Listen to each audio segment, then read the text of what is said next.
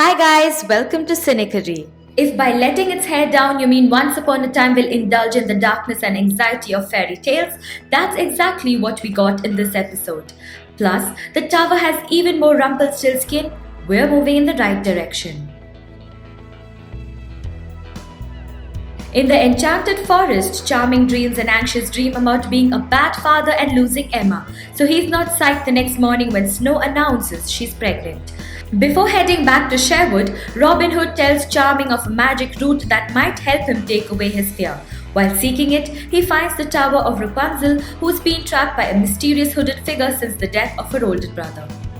Charming tries to rescue her but discovers the presence in an embodiment of her fear. By cutting off her hair, Rapunzel is able to destroy it and be reunited with her parents. In Storybrooke, it's Zelina who doses David's tea with the hallucinogenic fear factor.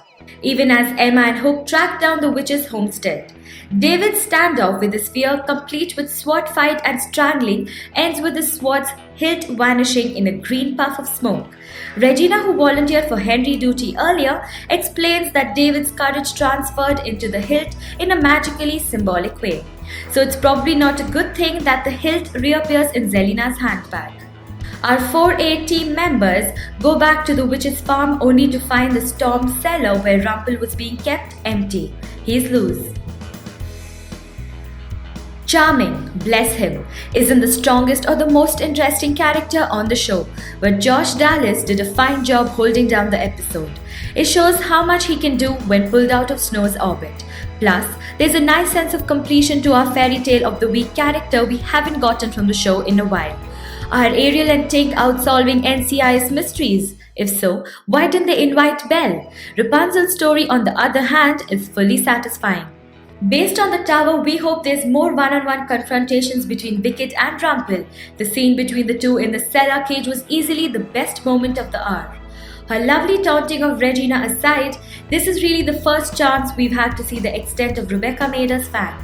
Any scene with Robert Carlyle alleviates whatever's going on, but the Wicked Witch's hatred is palpable, which is what you want.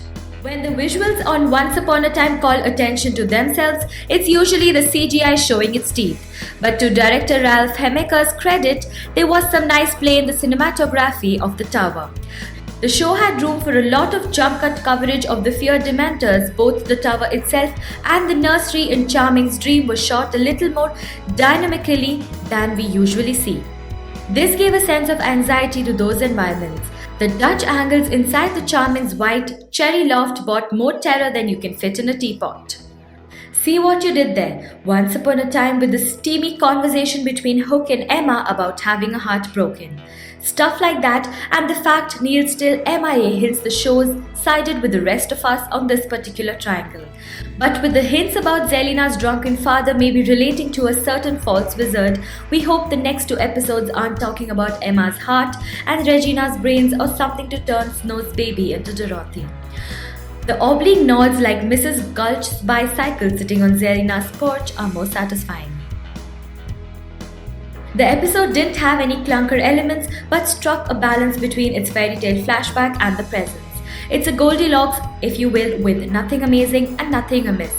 We would only like to point out that Snow's judgment was made all the more cringeworthy by the sunniness of her yellow dress.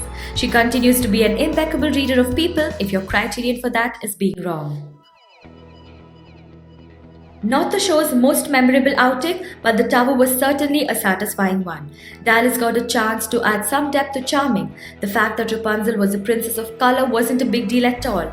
Rumples at Large and Emma and Hook are like 2.5 episodes away from making out. Things are looking up. This is all we have for now.